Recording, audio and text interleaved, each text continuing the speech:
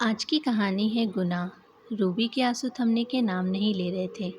दहशत से चीख रही पूजा का मासूम चेहरा पिछले 3 दिनों से एक पल के लिए भी उसकी आंखों से ओझल नहीं हुआ था। उफ, कैसा खौफनाक मंजर था। चीखे चिल्लाहटे, मदद की गुहार, गोलियों की आवाज़, ताज़ा खून, तड़प रहे जिस्मों के ऊपर से घसीट कर ले जाई जा रही पूजा की खौफज़दा आंखें। रूबी तड़पती रही, चीखती रही, लेकिन कुछ न कर सकी। उसकी आंखों के सामने आतंकवादी पूजा को उठा ले गए थे। जिस पूजा से पल भर की भी जुदाई उसे बर्दाश्त न होती थी, वह पूजा हमेशा हमेशा के लिए उससे जुदा कर दी गई थी। सोचते सोचते रूबी के दिमाग की नसें फटी जा रही थी। चल बेटी, मगरिब की नमाज का वक्त हो रहा है। तभी अम्मी ने पीछे से आकर उसके कंधे पर हाथ रखा। आप जाइए, मैं नहीं चल पाऊंगी। रूबी ने पीछे मुड़े बिना ही सिसकारी भरी। अम्मी ने आगे बढ़कर अपने हाथों से उसके चेहरे को थामा और उसके आंसू पोंछते हुए बोली, बेटा, अल्लाह ताला से नाराज़ नहीं हुआ जाता। अम्मी, सुना था परवरदिगार बहुत रहमदिल होता है, गुनहगारों के भी गुनाह माफ़ कर देता है। फिर उसने पूजा को ऐसी सज़ा क्यों दी? वह तो बिल्कुल पाक दामन की थी, कुरान और गंगा की तरह पवित्र। कहते कहते रूबी की आंखों से आंसू एक बार फिर छलक पड़े। ऊपर वाले की मर्जी कहीं जाने, हम इंसान उनकी कुदरत में दखल नहीं दे सकते।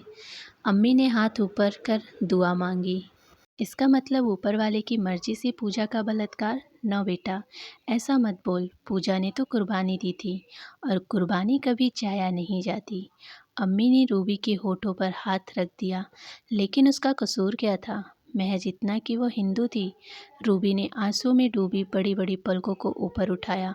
उसका सबसे बड़ा कसूर था कि वह एक औरत थी। अम्मी ने रूबी को अपनी बाहों में समेट लिया और उसकी पीठ सहलाते हुए बोली, औरत को मिले इनाम और सज़ा में ज़्यादा अंतर नहीं होता। सिर्फ हासिल हो गई रजा और थोपी गई ख्वाहिशों का फ़र्क है। पर नाचना तो उन्हें मर्दों के इशारों पर ही पड़ता है। रजिया बहुत कुछ कहना चाहती थी, पर वह कुछ कह न सकी। चुपचाप अम्मी के सीने से मुंह छुपाकर सिसकती रही। थोड़ी देर बाद जब आंसुओं का ज्वार कम हुआ तो अम्मी उसे इबादत कक्ष में लिवा गई। दोनों ने नमाज अदा की। फिर अम्मी बाजार चली गई। 2 घंटे बाद जब वह लौटी तो अंधेरा घिर आया था, पर रूबी बिना बत्ती जलाए बैठी थी। उन्होंने रोशनी करते हुए कहा, बेटा, यूं अंधेरे में बैठना अच्छी बात नहीं है। जब अल्लाह ने ज़िंदगी में ही अंधेरा भर दिया हो तो अच्छे बुरों में फ़र्क नहीं जान पा रहा। रूबी ने सांस भरी। अल्लाह अगर अंधेरा करता है तो रोशनी की किरण भी वही भेजता है। अम्मी ने करीब आकर रूबी के सिर पर हाथ फेरा, फिर बोली, मौलवी साहब मिले थे, उन्होंने तेरे लिए एक पैगाम भेजा है। कैसा पैगाम? उनकी खालाजाद भाई उधमपुर में इमाम है। उनका लड़का शहजादा बहुत ही ज़हीन है, कई मुल्क घूम चुका है। इस समय मुंबई ही में किसी कंपनी में ऊंचे ओहदे पर है। सुना है उसकी काबिलियत से खुश होकर कंपनी उसे अपना हिस्सेदार बनाने जा रही है। अम्मी ने बताया। जब आप यह सब मुझे क्यों बता रही हैं? रूबी झल्ला उठी। बेटा, शहजादा आजकल कश्मीर आया हुआ है। उसने तुझे कहीं देखा था तो पहली नज़र में ही तू उसे पसंद आ गई थी। वह कल तुझसे मिलने आ रहा है। 2 दिन बाद वे लोग तेरा निकाह करना चाहते हैं। अम्मी जान। रूबी उछलकर खड़ी हो गई और तड़पते हुए बोली, अभी पूजा की चिता की आग भी ठंडी नहीं हुई और मैं अपने सुहाग की सेज सजा लूं। क्या मैं इतनी खुदगर्ज हूँ? आपने ऐसा सोचा भी कैसे? मेरे निगाह की बात करने से पहले आपकी जुबान जल क्यों नहीं गई? गुस्से से रूबी का जिस्म थर थर काँप रहा था और सांस थौकने की तरह फूलने लगी थी। अम्मी ने उसके चेहरे पर हसरत भरी दृष्टि डाली, फिर सांस भरते हुए बोली, तेरे अब्बू की मौत के बाद एक एक करके सारी जायदादें बिकती रहीं, पर मैंने तुझे कभी किसी चीज़ की कमी महसूस नहीं होने दी। अब केवल यह मकान बचा है, सोचा था इसे भी बेच दूंगी, फिर धूमधाम से तेरी शादी किसी मज़ार पर जैरीन की तरह ज़िंदगी काट लूँगी। लेकिन घर बैठे बिना दहेज के इतना अच्छा रिश्ता कैसे ना कराती मैं? पर अम्मी, मैं तेरे दिल का हाल जानती हूँ, पर यकीन कर, मैंने सिर्फ इस मकान को बचाने के लिए हाँ नहीं की है, बल्कि यह रिश्ता है ही बहुत अच्छा। मेरी गलती सिर्फ इतनी है कि मैं बाहर को अपनी बेटी की गुलशन में आने से मना न कर सकी। इस गुनाह के लिए तुम जो सज़ा मुझे मुरक्कत करोगी, मुझे कबूल है। कहते कहते अम्मी के भी सब्र का पैमाना छलक पड़ा और वो भी फफर कर रो पड़ी। आंसुओं की बाढ़ में यदि इंसान डूबता है तो दिल का बोझ हल्का कर दरिया पार भी कर जाता है। यही हुआ। अम्मी की मजबूरियों और दलीलों के आगे रूबी कमज़ोर पड़ती चली गई और उसने निगाह के लिए हामी भरनी पड़ी। रात में जब बिस्तर पर लेटी तो आंखों में नींद के बजाय पूजा का खूबसूरत चेहरा था। रूबी और पूजा सिर्फ नाम का फ़र्क था, वरना दोनों की आदतें एक, पसंद नापसंद एक, खुशी ना खुशी एक। दोनों साथ खेलती, साथ पढ़ती, साथ छुट्टियां मनाती। शादी के बाद क्या तेरा मेरा साथ छूट जाएगा? एक दिन पूजा ने अपनी खूबसूरत आंखों को रूबी के चेहरे पर टिकाते हुए पूछा, तेरा मेरा साथ तो मरने के बाद भी नहीं छूटेगा? रूबी ने आश्वस्त किया, लेकिन हमारी शादी पता नहीं कहाँ कहाँ हो। पूजा की आंखों में आशंका के बादल तैर आए। तू चिंता मत कर, मैं तेरे ही दूल्हे से शादी कर लूँगी, फिर सदा साथ रहेंगे। रूबी इसकी नाक पकड़कर खिलखिला पड़ी। पूजा ने जब यह बात उसकी अम्मी को बताई तो वे हंस पड़ी। ऊपर वाले ने तुम दोनों को भाई नहीं दिया, वरना मैं तेरी अम्मी से तुझे मांग लेती और हाथ जोड़ कर कहती, रूबी को अपने घर में पनाह दे दें, ताकि तुम दोनों हमेशा साथ रहो। यूं ही हंसते खेलते दिन बीत रहे थे। दोनों सहेलियों ने एमएससी कर लिया। 4 दिन पहले ही श्रीनगर के एक कॉलेज में लेक्चर के पद पर साक्षात देने गई थी। वापस लौटते समय एक मोड़ पर बस के ड्राइवर ने तेजी से ब्रेक मारा। सामने सड़क पर एक कटा हुआ पेड़ पड़ा हुआ था। इससे पहले कि कोई कुछ समझ पाता, कई हथियारबंद नकाबपोश बस के भीतर घुस आए। सभी यात्रियों को नीचे उतारकर उन्होंने स्त्री पुरुषों को अलग अलग खड़ा कर दिया। इसके बाद नाम पूछकर पुरुषों की 2 पंक्तियां बनवाई। फिर कमांडर के इशारे पर उनकी मशीन गनें आग उगलने लगी। न कोई गुनाह, न कोई दुश्मनी, न कोई शिकवा, न कोई शिकायत, न कोई अदालत, न कोई दरख्वास्त, बस एक तरफा न्याय। पलक झपकते ही जीते जागते इंसानों की रूह उसने जिस्म से जुदा कर दी गई। रूबी से तबाही का मंजर देखा न गया। आंखें बंद कर वह पूजा से लिपट पड़ी। थर-थर काँप रही पूजा भी उसकी बाहों में सहारा ढूंढने लगी। छोकरी, तेरा नाम क्या है? तभी एक नकाबपोश ने रूबी के कंधे पर हाथ मारा। रूबी कांपती जुबान में अपना नाम बताया। और तेरा? नकाबपोश ने पूजा के कंधे पर हाथ मारा। पूजा 3 अक्षर के उच्चारण में पूजा की पूरी शक्ति खर्च हो गई और पूरा जिस्म पसीने में नहा उठा। कमांडर, दोनों को लिए चलते हैं। नकाबपोश ने रूबी और पूजा की कलाइयाँ थामते हुए अपने सरदार की ओर देखा। कमांडर ने रूबी को ऊपर से नीचे तक पूरा और फिर उसे छोड़ दिया। इशारा किया, हुजूर, ऐसा नायाब मोती मिलना मुश्किल है। साथ ले लेंगे तो जश्न में 4 चांद लग जाएगा। नकाबपोश ने समझाने की कोशिश की। भयभीत हिरनी सी रूबी ने कमांडर की ओर देखा। नकाब ने झांक रही उसकी आंखों ने पल भर के लिए असमंजस के चिन्ह उभरे और फिर अगले ही पल उसने दोबारा रूबी को छोड़ने का इशारा किया। कमांडर, ऐसा तोहफा दोबारा मिलना। नंबर 5, तुम हुक्म-उदीली कर रहे हो और इसका अंजाम तुम जानते हो। कमांडर उसकी बात काट दहाड़ उठा। उसकी आंखें लाल लाल अंगारे हो उठी। कमांडर की आंखें देखकर नकाबपोश सूखे पत्ते की भांति काँप उठा और रूबी की कलाई उसके हाथों से छूट गई। पूजा चीखती रही, चिल्लाती रही, लेकिन नकाबपोश उसे घसीटते हुए ले जाने लगे। एक तरफा न्याय में बख्श दिए गए मर्द भूत बने तमाशा देख रहे थे। पूजा ने हाथ जोड़ जोड़कर उससे रूबी को बचाने की गुहार करती रही, लेकिन किसी ने भी जिस्म चूबी नहीं हुई। रूबी समझ गई कि नामर्दों से मर्दानगी की उम्मीद करना बेकार है। वह कुद्र सिंहनी की भांति पूजा को घसीट रहे नकाबपोश पर झपट पड़ी, लेकिन कमांडर ने हाथ बढ़ाकर उसे रोक लिया। रूबी उससे उलझ पड़ी। छीना झपटी में उसने पंजों से कमांडर की कमीज का कॉलर फट गया और रूबी के नाखून उसके कंधों पर धंस गए। कमांडर के मुंह से हल्की सी चीख निकली और उसके कंधे पर बना टैटू का निशान खून से नहा उठा। यह देखकर उसके साथियों ने रूबी पर मशीन गन तान ली, लेकिन कमांडर ने उन्हें एक हाथ से रुकने का इशारा किया और दूसरे हाथ भरपूर वार पूजा की कनपट्टी पर कर दिया। तभी कि रूबी की आंखें अंधेरा छा गया और वो बेहोश हो गई। जब होश आया तब वह पुलिस वालों के बीच में थी।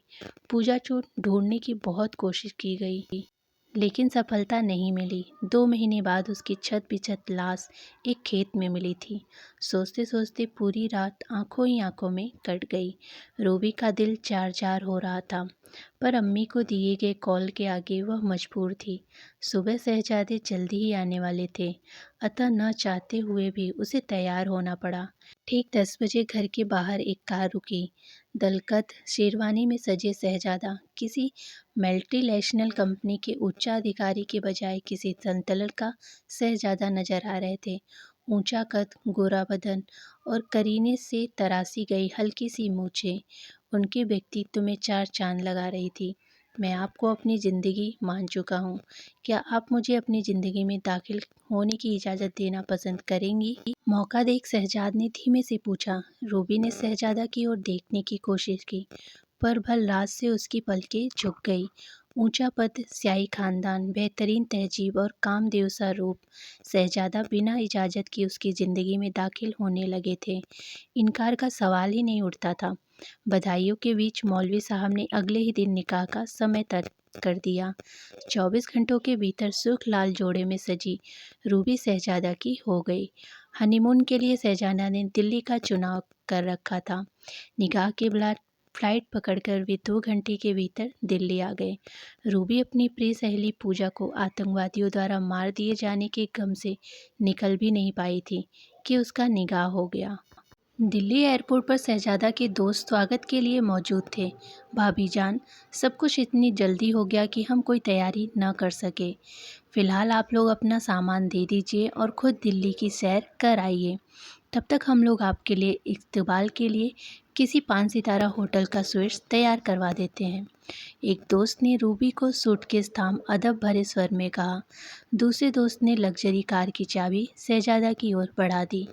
Qutub Minar, India Gate, Parliament House, Jantar Mantar, Lal Qila, जिनके बारे में अब तक सिर्फ पढ़ा या सुना था, सब आंखों के सामने थे। जमाने भर की खुशियाँ बिना मांगे वरदान की तरह रूबी की झोली में आ गिरी थी। शहजादा की संगत में एक एक लम्हा बेहद हसीन हो उठा था और शहजादा इन लम्हों की खूबसूरती को अपने मूवी कैमरे में कैद करते जा रहे थे। रूबी को लगा जैसे वह ख्वाबों की दुनिया में आ गई हो। शहजादा के दोस्त एक 5 सितारा होटल के 12वीं मंजिल पर स्वीट्स बुक करवा दिया। डिनर के बाद रूबी को वहां पहुंचा शहजादा दोस्तों को छोड़ने नीचे चले गए। शयन कक्ष में आकर रूबी की दृष्टि दौड़ी। 3 तरफ की दीवारें मुगलई शैली में सजी हुई थी, लेकिन सामने की पूरी दीवार कांच की थी। उसने आगे बढ़कर नीचे झांका। रोशनी में जगमगाया रही दिल्ली को देखकर ऐसा लग रहा था जैसे सितारे जमीन पर उतर गए हों। रूबी एकटक देखती रही। कैसी लगी दिल्ली? शहजादे ने करीब आकर जैसे उसके कानों में गुनगुनाते हुए कहा। आप ही की तरह बेहद हसीन, अनायास ही रूबी के मुंह से निकल गया, पर अगले ही पल समझ के उसके गाल गुलाबी हो गए। शहजादा ने उसके चेहरे पर मोहब्बत भरी नज़र डाली, फिर बोले, आपको जब पहली बार देखा था तो दिल में ख्वाहिश जगी थी, लेकिन यकीन था कि आप इतनी जल्दी मेरी हमसफ़र बन जाएंगी। आपने मुझे कहाँ देखा था? रूबी ने अपनी बड़ी बड़ी पलकों को ऊपर उठाया। आपका पहला दीदार मेरी यादों की सबसे हसीन अमानत है और मैं इस अमानत की हिस्सेदारी कभी किसी से नहीं करूँगा।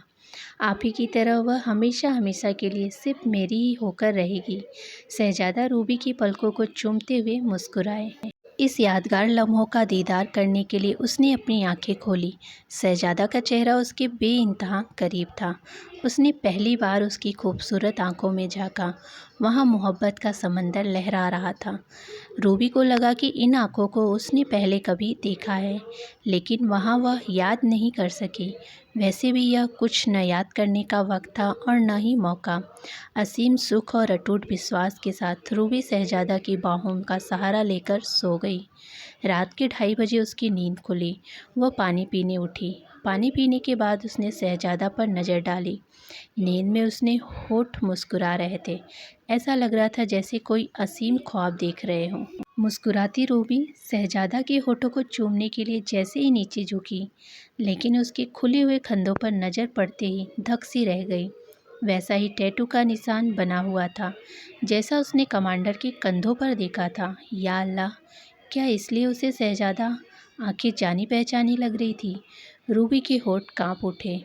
नाकाब से झांक रही कमांडर की खौफनाक आंखें और प्यार के सागर में डूबी शहजादा की खूबसूरत आंखें, सब डगमगा होने लगा। रूबी को लगा जैसे कयामत आने वाली है। उसे आसपास की चीज़ें घूमती नजर आने लगी। हाँफते हुए उसने दीवार को थाम लिया। ऐसा टैटू का निशान तो किसी के भी कंधों पर हो सकता है। रूबी ने तिनके का सहारा ले खुद को सतावना देने की भरपूर कोशिश की। तुम ठीक कहती हो, ऐसा टैटू तो दुनिया के हजारों लोगों ने बनवाया होगा, लेकिन जैसा नाखून का निशान तुमने कमांडर के टैटू पर बनाया था, वैसा निशान तो और किसी के टैटू पर नहीं होगा। अंतरात्मा ने चुनौती दी। हाँ देख लो, मेरे शहजादे के टैटू पर नाखून के निशान नहीं है। रूबी चित्कार कर उठी। मुझे दिखाने से पहले खुद आगे बढ़कर क्यों नहीं देख लेती? अंतरात्मा ने दोबारा चुनौती दी। रूबी ने घबराकर आंखें बंद कर ली। उसके अंदर सच के करीब जाने का साहस न था, लेकिन फैसले की घड़ी को टाला नहीं जा सकता था। अपने अंदर की सारी शक्ति को जागृत कर वह आगे बढ़ी। ए परवरदिगार, यह तूने क्या किया? मैंने तो मजाक में पूजा और अपने ही एक दूल्हे की बात की थी, और तूने उसकी इतनी बड़ी सजा दी। रूबी सिहर उठी।